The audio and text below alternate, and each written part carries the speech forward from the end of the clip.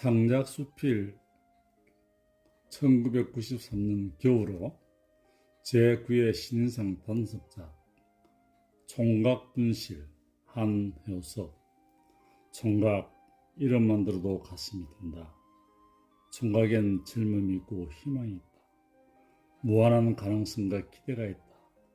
총각엔 한 여인을 사랑할 수 있는 자유가 있고 따라서 한 여인과 결혼할 수 있는 권리가 있다.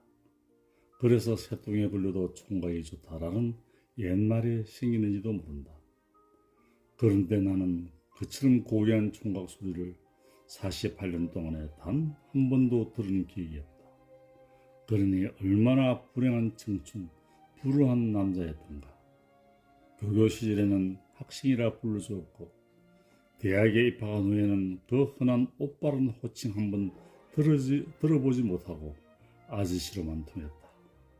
억울하고 기막힌 노릇이지만 이 모두가 부모님이 물려준 신체적인 유산 덕분이기에 한마디 불평도 못하고 살아온 나다. 고교 시절부터 거무술을 확연하게 시작한 턱수염과 코수염, 그리고 훌렁 벗겨진 넓은 이마 때문이다. 해서 대학생 시절에도 동료나 몇 살 나이가 많은 선배들까지도 나를 연상이라 깍듯이 이야기했다. 그게 싫지 않아서 변명 한마디 하지 않았으니 그 책임은 내기도 있다. 대학을 졸업하자마자 곧 이어 25살이 되는 해에 중고등학교를 설립하고 그 학교장에 취임했다. 그러다 보니 총각교장이란 말은 입 밖에도 뻥긋할 수 없게 되고 품위와 채통만을 지키기 위해 행동과 옷차림, 말씨까지 조심하다 보니 자연 나이는 껑충 뛰어 어른이 되었다. 그러니 나를 아는 사람은 교장 선생님, 모르는 사람은 아저씨라고 부를 수밖에. 이렇게 되고 보니 나를 총각으로 인정하는 사람은 가까운 친구밖에 없어. 나에게 총각이라 불러줄 사람은 아무도 없었다.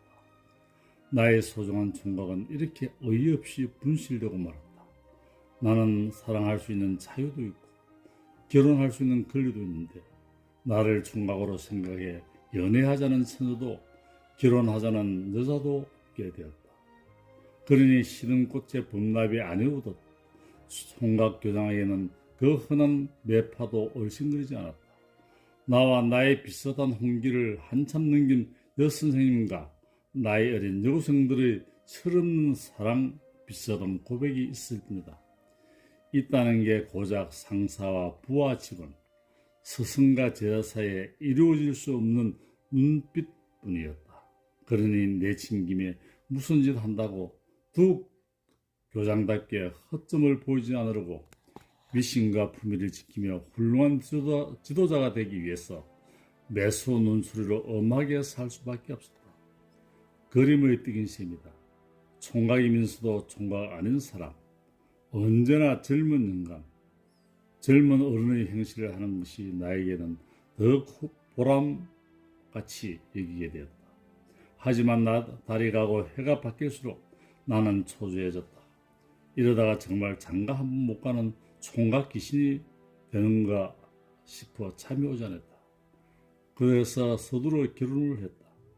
내 나이 26살 때다. 내에게는 조혼이었지만 남의 눈에는 만혼이었다. 조혼이든 만혼이든 그 꿀같 타는 쉬는 재미는 나는 누리지 못했다. 토요일 일요일마다 찾아든 제자들의 결혼 주례 청탁 때문이었다.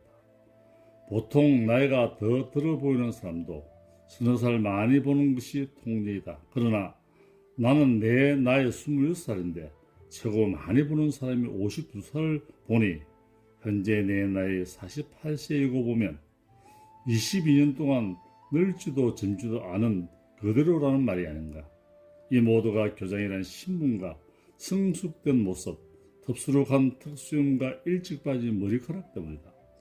결혼 20주년이 되는 가을 어느 날 이모 회장이라는 친구가 모욕을 갔다. 언제나 그 친구는 나보다 한 10년은 좋게 젊게 보여 은근히 부러워했던 처지다. 그런데 목욕탕 속에서 그는 나보다 한참이나 늙어 보이는 게 아닌가. 머리칼이 하나도 없는 완전 대물이었다. 가발, 그 친구가 여지껏 가발을 쓰고 있는 줄은 전혀 몰랐다. 미안 척했는지 그가 하는 말, 한의원도 가발을 쓰면 한 10년은 젊어지겠는데 하고 말하였다. 모욕을 마치자 그가 가자는 대로 따라 나섰다. 가발집이었다. 남은 머리칼로 제 살을 걷는다는 게 그리 탐탁치는 않았지만 그로 인해 인생을 대역회전 한 10년은 젊어진다는 데는 굳이 반대할 이유가 없었다. 그래서 그가 사주는 대로 그가 쓴 가발과 똑같은 것을 넙죽 받았어. 머리에 얹었다. 하고는 가벼운 발걸음으로 집에 갔다. 하지만 현관에 들어서자마자 내 꼴을 본 딸애가 어리둥절 아니 치안이라도 대하는 듯 비명에 가까운 소리를 지르며 뒷걸음치는 것이 아닌가. 아빠 이상해요. 이상해졌어요. 영 딴 사람 같다는 것이다. 대머리 탓에 나이든 남편과 산다는 오해에 본의 아니게 피해를 보한 아내까지도 시큰둥한 표정이다.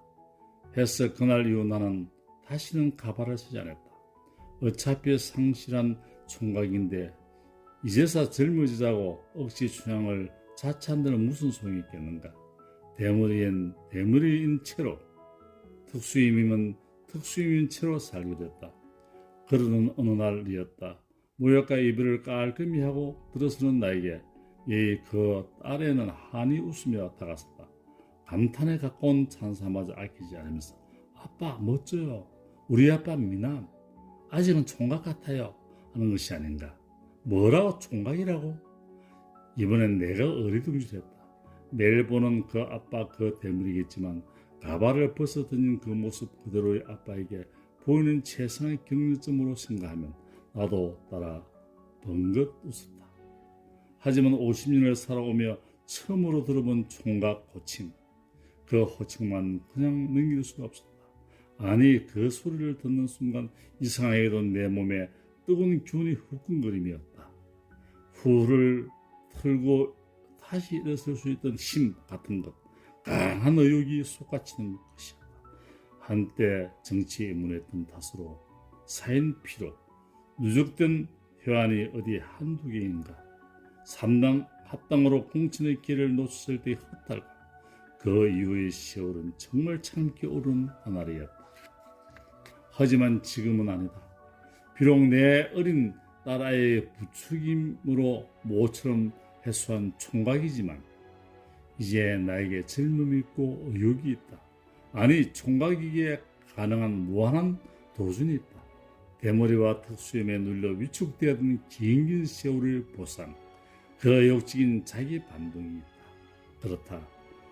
늦게 시작한 글쓰기 작업, 그도 예는 아닐 것이다. 그 젊음, 그 의욕을 살려 총각이기에 가능한 푸른 삶을 열심히 살아볼 생각이다. 살며 생각하며 쓰고 또 써볼 생각이다. 당선 소감, 당선자 한효석. 분실한 총각, 숯불로 보상할 터. 평소에 글 쓰는 것이 취미였다. 생각나는 대로 틈틈이 적어준 글을 모아 수필집을 내기도 하였다. 수필집을 내고 난 후에 나 혼자 기뻐하다 곧 보잘것없는 내용을 발견하고 후회하며 부끄러워했다. 글을 쓴다는 것이 얼마나 어려우며 내 자신의 부족함을 알게 되었다. 오창익 교수를 만나 부산에서 서울로 오르내리며 수필을 공부한 지 2년이 지났다. 그동안 내 인생은 너무 많은 시련과 고통이 따랐고 변화가 있었다. 이때 뜻밖의 신인상 수상 소식은 50을 바라보는 내 인생의 중요한 전환점에서 지난날을 참여하고 회개하며 수필과 더불어 거듭하게 태어나게 하였던 것이다. 어깨가 무거워지고 가슴이 벅차오른다. 이제부터는 다시 태어난 마음으로 열심히 공부하고 노력하여 좋은 글을 쓰겠다.